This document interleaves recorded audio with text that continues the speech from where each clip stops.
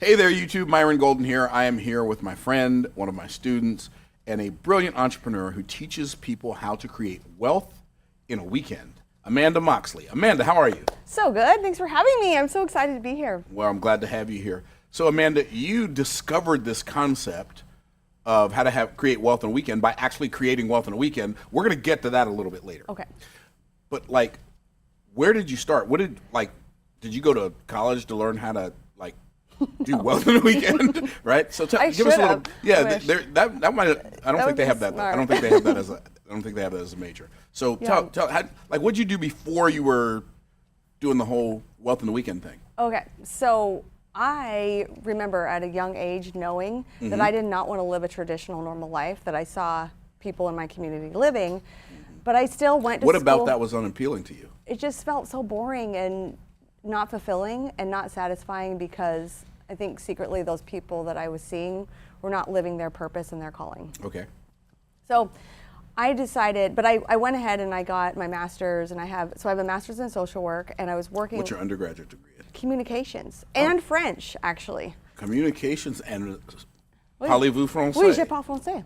Okay, yes. So there you go. That's all the French you're going to get out of me. Okay, yeah. Other than we and us. No, just kidding. Yeah, that works. So go ahead. So I went ahead and I was highly educated, but I also had this free spirit. So I love to travel the world and I love to do fun things. I was a competitive skier and a competitive mountain biker, and I loved adventure. So competitive adventure, cool. Yes, competitive and adventure, which is perfect for entrepreneurship. 100%. Yeah, and then I decided I was working, actually at 30 years old, working with my mom. She has a PhD in social work and ran a clinic, and I was working with court-ordered substance abuse clients. Okay. And it was not for me. And meanwhile, I was also studying to be a coach, and I was the worst employee. So the entire time I was supposed to be working, I was like Googling marketing, and this was early in 2005. That's so funny. It's interesting to me how people with an entrepreneurial spirit who are competitive and adventuresome are oftentimes psychologically unemployable and vocationally dysfunctional, because I resemble that remark. 100%. Yes. So one day, my mom was out of town. I'm like on this track. I was going to take over her therapy practice, and I was set. I was just going to do that. And was it a successful practice? Yes. Oh, okay. She had multiple locations, and her business partner, who was my supervisor, said, "Hey, Amanda, you don't have to do this if you don't want to." And I was like, really? I don't have to do it? And so I quit while she was out of town. Okay, before I ask you how shocked your mom was when she got back in town, Yeah. because obviously if that was your plan, that was probably her plan too, for you to take over Right. her practice. Before I ask you that, what about doing the therapy felt so much like bondage to you? What about it felt so wrong that you were like, oh, I hate this? Well, you were like about to be set for life in your own business that's already successful. One thing, an office. Okay. Being in office, working with people, like no freedom. You have to do what they say. You got to show up. You got to do the things, and you have to show up. And honestly, you can't really be yourself. And I feel like, no offense, a lot of therapists, this sounds really bad, but are they really living in integrity? Are they really walking their talk, and are they really embodying what they're helping people with? And I wanted that freedom to... Because you felt like therapists that you had seen were not doing that. Yeah. Okay. Their marriages weren't great. They were smoking, drinking alcohol, watching TV all day, not healthy. No offense to therapists. Right. For the therapist who... It's not all therapists, but it's apparently some, yeah. And so if you can help other people, how comes you can't help yourself is kind of what you were thinking. Right. And I love personal development, personal growth, expansion. And to me, there was just this entire adventure of entrepreneurship and personal growth and evolution of growth over a lifetime that was so satisfying to me. Cool.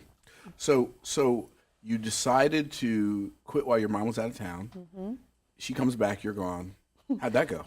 You know what? My mom, bless her heart, she said, I realized I wanted this more for you than you wanted it for yourself. And That's she awesome. blessed me and released me. Oh, that's awesome. Yeah. That's awesome. That's really awesome. How cool is that? Yeah. Felt really loved. Good.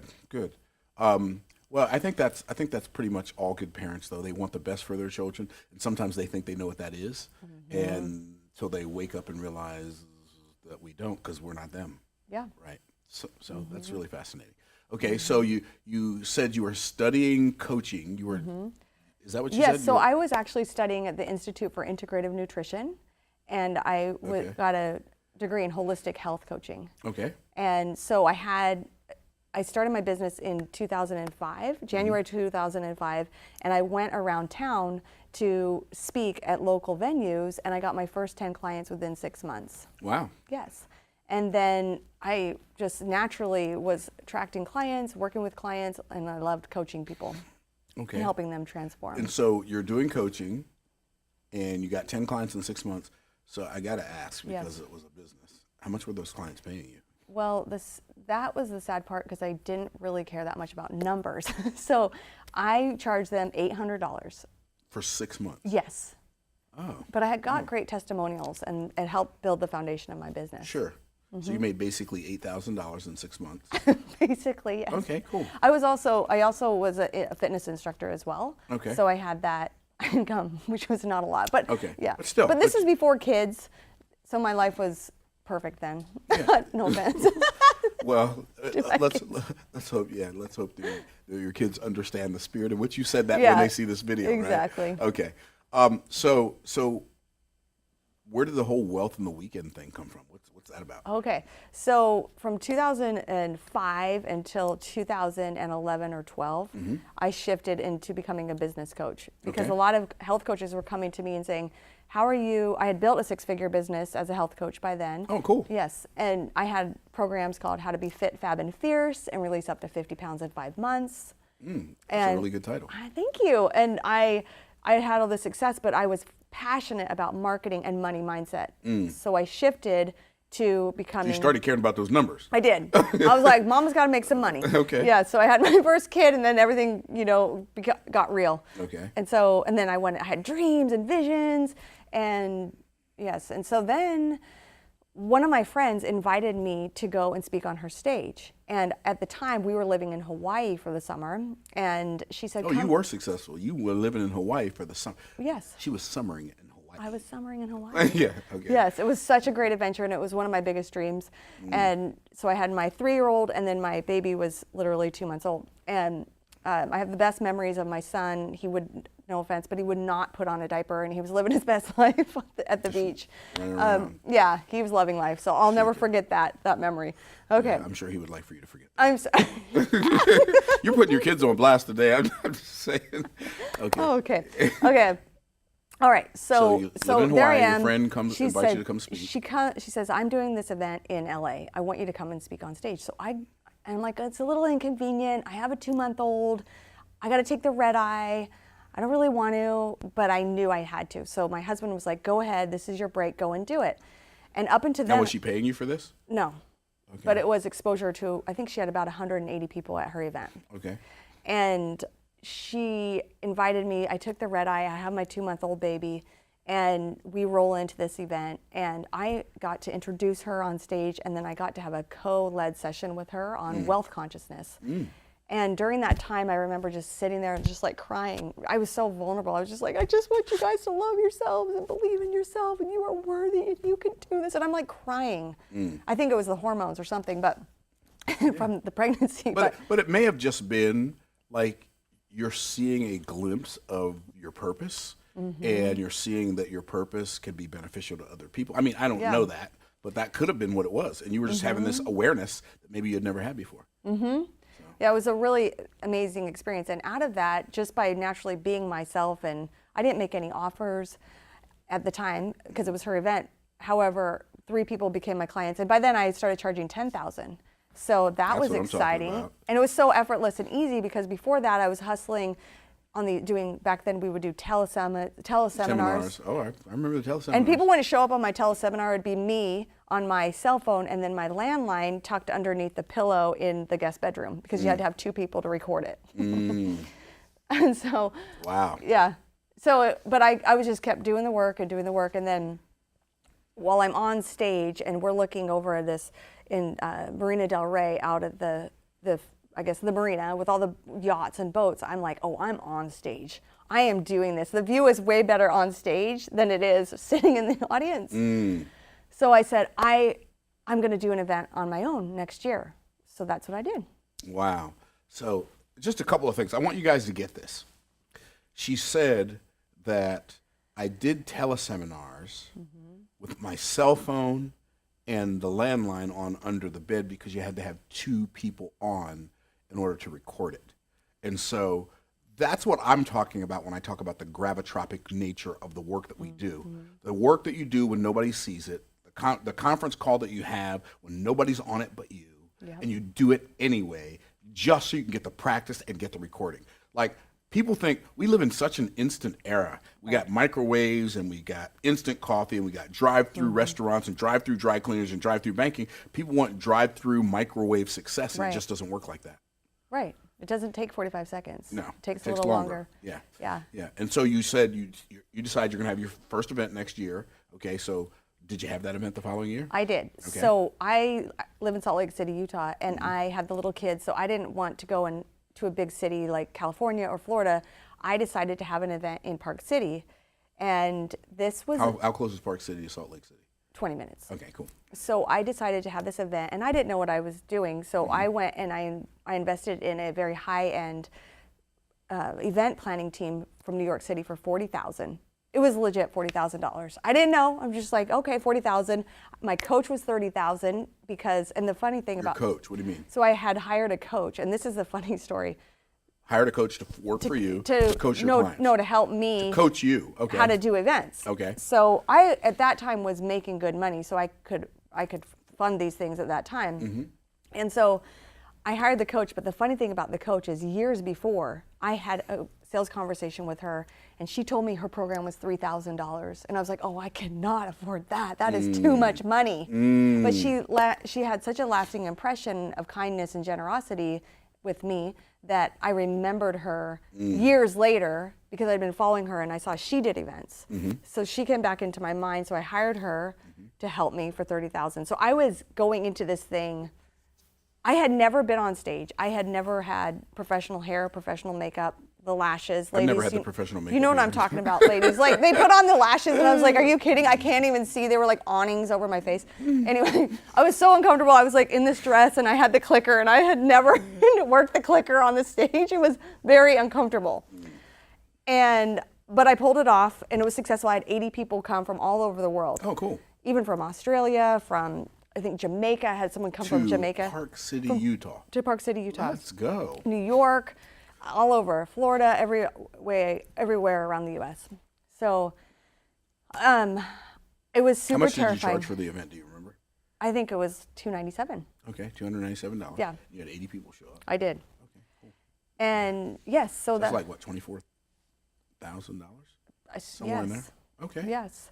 So I went in and then I made an offer and my offer was $18,000 or I was scared, so I did $8,000. But it worked out in the end. I made $150,000 in those 3 days. Wow. That's where the term Wealth on the Weekend comes from. Yes. Okay, I figured it out now. Okay, wow. $150,000. Well, can I tell you a story? Yes. So I know that doing weekend events can make you a lot of money. Yeah. Right. I know that for a fact. Yeah, you do. I've done it for decades. But so that was your very first event. It was. My very first event, I did a big old ginormous whopping $350 in sales. Oh my gosh. Right? So I'm like, your first event you did $150,000. In fact, I was probably doing events for at least 3 years before I had my first $150,000 weekend. Wow. That's crazy. Yeah. Your first one, out of the gate, you came out swinging like that. I did. And I remember after I made the offer and I remember walking down the hall like, yeah, yeah. He was like, yeah. You went all hawk. I literally felt like I was calm. But yeah, it was fun. It was fun for a minute, yeah. Cool. So it's really interesting how most people don't like sales and don't like selling. Yep. Right? And I would say it like this if I were going to say it more accurately from my perspective. Most people think they don't like sales and think they don't like selling because the only sales experiences they remember are the bad ones. Right. And I'm talking about whether it be they're buying something, they remember the bad experiences, or they're selling something, they remember the bad experiences, right? And so when you're buying, you remember all the bad sales experiences because of how yucky it feels, right? And the person who's attempting to get you to buy this thing is not good at it. And so it feels yucky to you and it feels yucky to them. You're like, I would never want to do that to somebody, right? But when you're really good at sales and people buy from you, they do it because they feel like it's their idea, right? But the reality is anything we've ever bought, we bought because somebody sold it to us. Nobody was born wanting an iPhone or a MacBook Pro or a Cadillac or a Mercedes. Nobody was born wanting any of those things.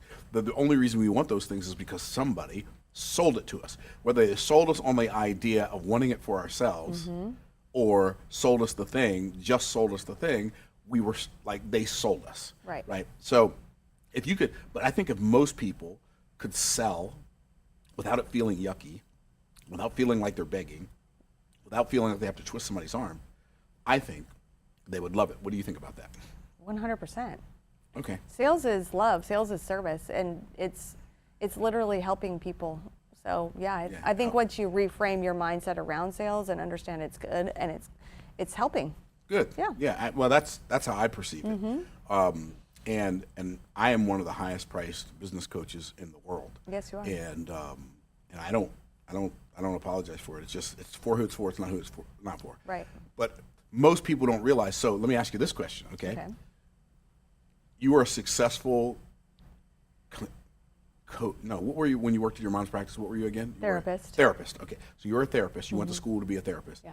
How much does it cost to get an undergraduate degree and then a master's degree in social work? Undergraduate degree in communication, master's degree in social work. Probably about $80,000. $80,000. Were you making or more? Or more? Yeah, today it would be a lot more because of inflation and other factors. 150. Yeah. So let me ask you this: were you making $80,000 a year? No. When you started out as a therapist? I was making $17 an hour. As a therapist? Yes. You're making $17 an hour. See, this is the part people don't think about. Here's the part people don't think about. They don't think about how much it costs, because it didn't just cost you the $80,000 to get your degree. It cost you $80,000 and 6 years of your life. Oh yeah. To figure out that you were on the wrong train, on the wrong plane. Your ladder was leaning up against the wrong building.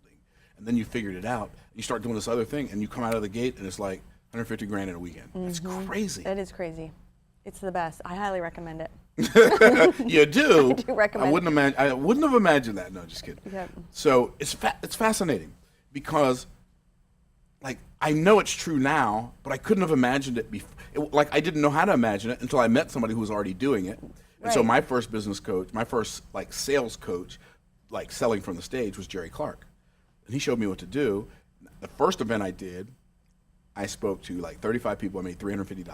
The very next event I did, after I had a coach, fascinatingly enough, after I had a coach, there were 135 people there, and I did $5,900 in sales, which to me back then was still a lot of money, right? Because that was in a weekend. Yep. Now, the next, like literally, the next event I did, I made $6,600. The next event I did $8,800.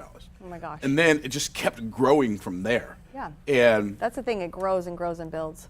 It does. It's like an avalanche. It does. And the more you do it, the more it grows, because it increases your authority. Yep. It increases your impact. It increases your influence. And all of a sudden, you turn around and you're like, this is because of speaking, what you teach people how to do, because of speaking, this is what happened to me in the last week. Because of speaking and YouTube, but that's what I do on YouTube. What I do, I speak. Right? I do the same thing I do on stage, except I do it in front of a camera. Right. So here's what's happened to me in the last week.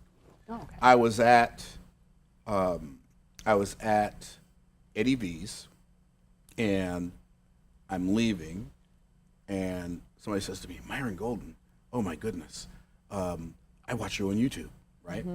Okay. So then the next day, I'm taking one of my clients to the airport, and there's a guy who comes up to my car. He's, Myron Golden, I watch you on YouTube. He said, I was all the way over there on the other side of the thing, and I looked out and I saw that car. I said, I know that car. That's Myron Golden's car. So I ran down the stairs, and I ran across the street just so I could say hi to you. Right? Okay. Then I'm like, this is like turning into a thing. That's like you're a a thing. YouTube celebrity, basically. Yeah, I guess that. But it's really interesting how I don't feel like a celebrity. I just feel Right. like a regular person who a whole bunch of people found out who I am. Then, where were we yesterday? Yesterday morning we were at First Watch. And this couple comes over to me and says, I just want you to know we watch your YouTube channel all the time. And so the reach is crazy. And then this morning, Yeah. I went to LabCorp before I came here to do some blood work, but the Okay. computers were down.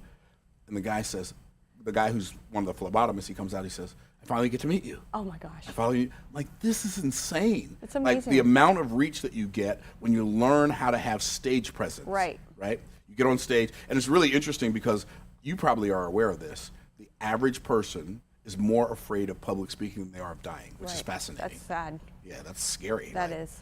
Like, I can think of a whole lot of stuff that I'm way more scared of than talking to a bunch of people. Yeah. Right?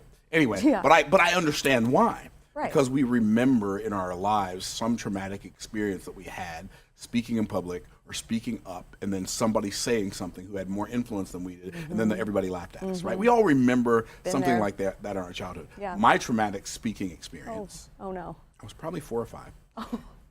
And Sorry, I didn't mean to laugh. Sorry.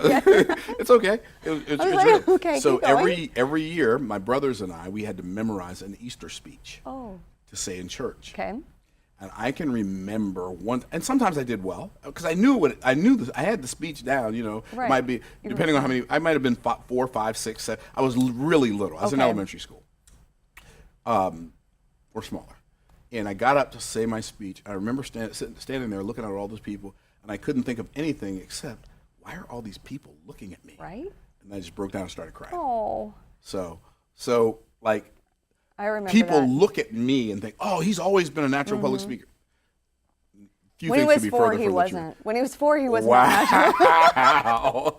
Wow. I love your favorite- I love how you put that. I love how you One did of my that. favorite things that you say is, and I told my son this, you say, I was a really great student up until the 3rd grade. I was great in school. Great in school, all the way through the 3rd grade. It was so funny. And went downhill from there, though. Yeah. Yeah. I So- remember being in communications class and doing a speech in college Mm-hmm. and being terrified because all the boys on the football team were looking at me and I was so afraid. I get you. Yeah. Yeah, you got to have that fear, but then you have to just Own it. focus on loving the people, and it's not about us, it's about helping other people. 100%. The last person you should be thinking about when you're on stage is yourself. Right. So, Yes. give me a couple of your wealth in a weekend client success stories. Tell me what you've helped other people do. I get what you do. Yes. Tell me Oh, what my you've helped clients other- are doing They killing the game? exceptionally well. They killing the game? Yeah, they're killing the game. Okay. 100. So one of my clients, she came to me and she said, oh, Amanda, I see you doing these events. She actually came out to Utah. And she then built her first event. She had 140 people from around the world come to her event. How many people? 140 Okay. from, I think, 12 different countries. And she enrolled 400,000 from her first event. Did $400,000 in sales Yes, for first event. yes. That's what you mean when you say wealth on a weekend. That's what I mean. So she got a pool after that. She got a swimming pool and a bunch of other Okay. wonderful things. And she also then repeated it the next year and then made multiple millions and repeated it and repeated it and repeated it. Okay. And then another client who recently I worked with, she was a she was a COVID nurse, and after COVID, she said, "I want to start my own business because what's happening is she wants to help people be healthy." So she is an IV specialist. Like IV, Vitamins. Vitamin IV. Yeah, my Yes. wife and I get those all the time. We call them needle dates. Oh yeah. Yeah, it's a good business. Clearly, a let me tell really- you her results. It's a really good business. It's a really good business. So she had an event with 500 people, and she enrolled $750,000. She's helping nurses get out of the nursing world and go actually into the vitamin IV business. Yes, I'm all. I would have never Yes. thought of that Isn't that smart? as a business. That's great. That's a great idea. I know. So she is crushing it now. From what I know, she's just got a new house and is taking her girls. She's a single parent, taking her girls to Hawaii for an amazing vacation. Single I mean, that parent. changes your life. $750 in a weekend. Actually, hers was 2 days. Okay. It was 2 days. But still, a weekend. Yeah. I mean, she had travel dates. It's really interesting. So for me, as I think about what you're talking about, it reminds me of Robert Kiyosaki's Cash Flow Game. Oh, I don't know if love you- that game, yes. Okay, so you played it. Okay, Oh, yeah. cool. Get out of that rat race. Exactly. So for those of you who haven't seen it, it's got 2 tracks. It's got a little track in the middle. It's called the rat race, right? And you keep going around in circles and getting paid. You get a paycheck, and then you go around in circles, and you land on an opportunity. You pick an opportunity card. If you can afford the opportunity, you buy the opportunity. If you can't, you have to pass. Yep. Or if it's a bad opportunity, you have to be able to. So the game teaches you how to recognize good and bad opportunities, but it also teaches you like the waste of time that just going around in circles and getting paid is. One of the things that I believe is one of the reasons it's hard for people to succeed as an entrepreneur is because they're so addicted to a paycheck, they're only willing to work for money. Right. And you have to learn how to work to build something, whether it makes you money or not, if you're going to be an entrepreneur, right? And so initially, anyway. And so what happens is you have to accumulate enough income-producing assets while you're in the rat race, Right. to surpass your monthly expenses. And when you do that in the game, then you get on the fast track. Well, on the fast track, it doesn't have paydays anymore. It has cash flow days. Right. And cash flow days are amazing because when you get out of the rat race, let's say your monthly expenses are $4,000. Get out of the rat race, you got $6,000 in positive cash flow. Well, when you get on the fast track, the game gives you like 100 times that $6,000. So you get $600,000 as soon as you get out of the rat race. Then every time you pass cash flow day, and I think there are 3 cash flow days spots on the board. Every time you pass it, you get another $600,000. But you're also buying businesses on the outside. And so to me, what you're talking about reminds me of the cash flow day on Robert Kiyosaki's board game. That's a cash flow day. That's a cash flow day. Yep. Like you have a $150,000 day, a $400,000 day, $700. It sounds insane, actually. It doesn't. Like I get it. This doesn't even sound possible, let alone normal, but it has become the normal of a lot of people who stand on stage and do events and make offers and change people's lives. Amen. Is that right? It is. And it's about assembling your people into the audience and then selling one to many versus one to one. So you're not wasting all your time. So you're collapsing time frames. Exactly. Collapsing the time, collapsing everything, basically. Wow. Yeah. I recommend it. Yeah. I do, like I did Wealth in a Weekend for a very long time. I would do the usual stuff I did all week, and then I used to do one live event a month. So you're talking about like people doing a live event and then they go make sense. Well, me, when I find something that works that well, I rinse and repeat, rinse and repeat, rinse and repeat, rinse and repeat. So I found all these different markets, these different pockets around the United States and even in Europe, and I would go there and I would go at least once or twice a year and go do a live event there, and I would market to the people that were on my list. People would show up, I'd sell them things, and now we've got so many of my students over the last couple of decades who have become millionaires, right? And so you've got students that have become like gone from the pit of poverty to the pinnacle of prosperity with your Wealth in a Weekend philosophy. So let me ask you this. How can people find out more about you and how they can learn from you how to create wealth in a weekend? Okay, so lots of places. I'm all over social media. Okay. How do they find you on Instagram? What's your Amanda J. Moxley, Moxley. Okay. So, and what about on And then what about on YouTube? YouTube, Amanda Moxley 1. Amanda Moxley 1 on YouTube. And then Facebook, Amanda Moxley. Amanda Moxley. Okay. And then And then, so where do they go if they want to find out like more about your wealth in a weekend? Where do they go for that? Oh, they got to join my challenge. Okay. And so, where do they find that? Okay, so the challenge is www.wealthinaweekendworkshop. Wealthinaweekendworkshop.com. Wealthinaweekendworkshop.com. Wealthinaweekendworkshop. Sounds like it'd be a song. Wealthinaweekendworkshop.com. Wealth in a Weekend. Okay. Wealthinaweekendworkshop.com. I should have brought my guitar for that. So wealthinaweekendworkshop.com. Yes. And then they're going to come spend how much time with you? So I have a 5-day challenge, and come to it because I'm going to teach you how to build wealth in a weekend in this workshop. Cool. Yeah. And how much is it? $297. $297, or that's for the VIP, which obviously you're VIP. That's where you're going to get laser coaching with me, and I get to help you laser in on your business and support you in building your wealth in a weekend for just $297. Okay, I mean, that's like the best deal of the century. Yeah, so wealth in a weekend it is. Yeah. And for people who don't believe in themselves enough to do VIP, do you have another option? I do. I have a $97 ticket as well. General admission. Okay, cool. Well, like if I didn't already know how to do this, I would come and learn how to do wealth in a weekend. Maybe I'll have you on sometime. Okay, cool. I'd love to do that. Okay. Because I know a thing or two I think about you do. a thing or two when it comes to wealth in a weekend. I'll see if I can get you on my schedule. There you go. So guys, Amanda Moxley, teaching people how to create wealth in a weekend, the question you got to ask for yourself is it my turn? And I hope when you ask yourself that question, the answer you give yourself is absolutely. Amanda, any last things you want to say before we say bye to this wonderful YouTube audience? Yeah, thanks for watching. I'm excited that I get to be here. And just remember, the other thing is speak and grow rich. So I'm also going to be teaching you how to speak, because that's a very important part of this. 100%. Speaking to grow rich and Wealth in a Weekend workshop. Good stuff. Thank you. It's interesting that you said speak and grow rich. One of the principles that I teach is the 4 levels of value, right? Mm-hmm. 4 levels of value. The lowest level of value is implementation. You use your muscles to make money. Mm-hmm. This is where most poor people and lower middle class people live. Yep. Right? Then you have unification, which is the second level of value, which is basically management. Right? This is where your middle class people live. Wealth doesn't start to get created until you get to the 3rd level of value, which is communication. And the highest level is imagination. If you operate the majority of your time in your wealth creation journey in the imagination and communication levels of value, you will make way more money and work way less time. That's what I've discovered. So it's interesting that you should say speak and grow rich, because that's exactly kind of how it works. It is. Yeah. And it's so fun because you get to show up and serve and shine and help other people, because people they need us right now. They 100%. Need us as leaders. Because the world is changing so fast that by the time you tool up with a college degree, the world has changed so much, the stuff you learned in your senior year is no longer relevant. Right? So you have to stay on the cutting edge and the leading edge of technology and marketplaces and markets, et cetera, et cetera. So, wow, really good stuff, Amanda. Really good. So thank you for joining us. Thank you for joining us. I think you really helped some people today.